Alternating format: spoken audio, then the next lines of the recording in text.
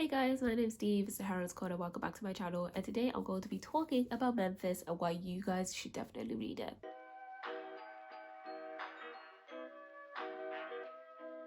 Firstly, I want to say bear with my voice, guys. I have a cold. My voice ain't all there and my nose is like basically completely blocked off, so like please bear with. But I really wanted to come on my channel and talk about this book for a couple of minutes because I feel like you guys will really love this book and love it as much as I've loved this book.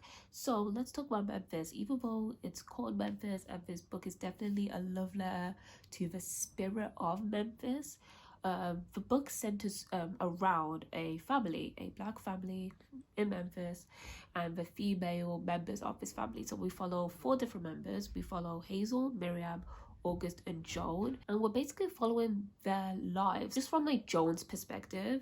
Hazel is Joan's grandmother, Miriam is Joan's mother, and August is Joan's aunt.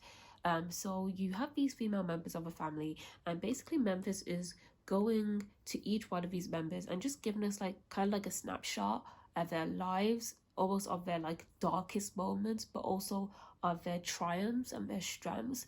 And what I really loved about this book is that it's not told in like chronological order. So we start off with Joan's perspective, and then we jump around to like Miriam and Augustus, and then we go to Hazel's perspective in the 1930s. Everything's kind of jumbled up. Like even if we are following one person's perspective, it's not like in a chronological way that we're following that perspective. It kind of like jumps back and forth. And to be honest, I really enjoyed that jumbled nature of this book because life is messy, and I really got this sense of this book that like life is messy, life isn't perfect, it's very irregular and complicated. When I first talked about this book on my channel, I talked about how I think it's going to be about healing and about how you can move on from pain and from trauma. And I was like bang on basically, because I don't want to fool you guys. There is trauma in this book, there is pain in this book, but I want to say like black humanity is always centered, and you don't always get that. You really do not always get that. I feel like some books written by black authors, when they do talk about like trauma and pain, sometimes I feel like whiteness is centered, and like the white terror, that's how I say it, like white terror is centered and not black humanity. And this book does not fall into that pitfall at all.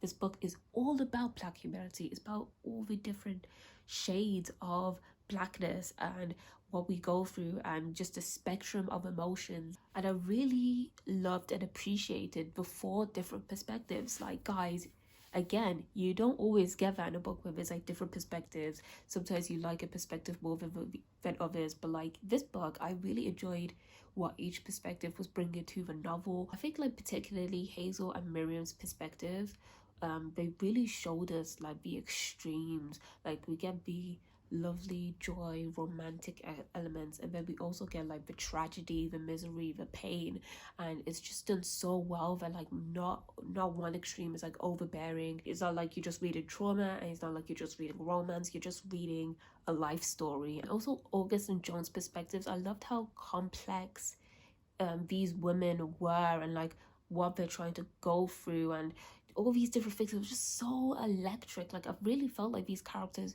were living, breathing women of Memphis. Hats off to Tara Stringfellow, because she really was able to write that spark in her characters to show them that these are real people with real lives, with real, you know, complexes. And it was just amazing narratives to read. So one of the aspects I love the most about this book was the intergenerational storytelling that was happening. So you have like little plots that were like in Hazel's perspectives, and then you see them kind of picked up again with John's perspective. It's almost like we got a blank painting at the beginning of this book, and then just like as time moved on, we just kind of filled in this painting more, and things just started to become more clearer to us, and we kind of understood more. And I really loved how it was slow paced in doing that. Like it wasn't, everything just wasn't given away all at once, but also it wasn't slow enough. I was like, by the middle of a book, I'm like, okay, wow, what's actually going on with this family? Like it was very well paced, that at the end of every chapter you wanted to know more and more about this family and about the history and about how things all connect. So the book is called Memphis, so let's talk about how Memphis is portrayed in this book. Of course, you know, I'm not from Memphis, I'm not from the US, but just reading about the city from like 1943 basically all the way up until like 2005, I believe, just seeing how the family interacts with this community, it was just such a lovely, I don't know, I just really enjoyed reading about this city, and I could have just read pages and pages about like this city and how Tara Stringfellow viewed Memphis. It was very electric, it was very vibrant, and it wasn't like sugar coated or anything like that, but it just felt like a living, breathing part of this novel. And it's almost like you couldn't have placed this family or this story anywhere else like but Memphis. It was just very much woven into the storyline, and I just really enjoyed how this location kind of played a part with this family. I wouldn't say there's like a magical realism element, but this book does feel like magic. Like it just feels like there's a lot of just like there's something sparkling in this narrative, and you know, it might be Memphis, it might just be the women of this family, but there's something just a bit extra to the narrative which makes it feel like I'm almost reading like a magical realism. It makes me feel like I'm reading almost like a fairy tale, but not like I don't want to make it sound like this book is like fairy tale-esque, like, you know, Once Upon a Time, but it just feels like following this family and through, you know, the generations. It just feels like this is like a it feels like oral storytelling almost. It was just very sparkling and like magical-esque. Like I don't know how to explain it. Like I feel like if you read the book you understand what I'm trying to say, but it was just magical to read. Like some parts of it, like there was a smile on my face. I was just reading, I'm like, this is just so good. Do you know what I mean? And that's obviously a credit to Tara M.stringfellow's writing. She could just write a good narrative. You guys, I almost can't believe that this is a debut novel. Like this book does not read like a debut novel. It's smooth as butter, it's beautiful, but it's just, it reads like poetry almost. Like there are some segments that just read like poetry. Like I wonder if Tara Stringfellow is like a poet. I don't want to just go around in circles and circles about this book. All I can say is that this book is a top book of the year for me, like, and we are grateful for that.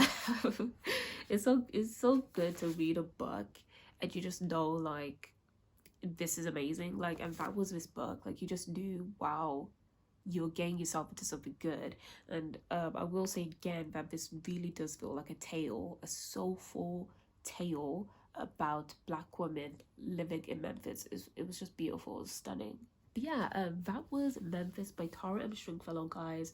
Please let me know down below if you are going to pick up this book, if you've already read it, or just what you think about intergenerational stories, because I feel like there's a lot of books coming out about intergenerational stories and intergenerational narratives and stuff like that, and this book is definitely one of the best of those books that are coming out. Like this book was just chef's kiss. Please remember to like this video, follow me on Twitter, and yeah, that's it. I'll see you guys soon in another video soon. Bye.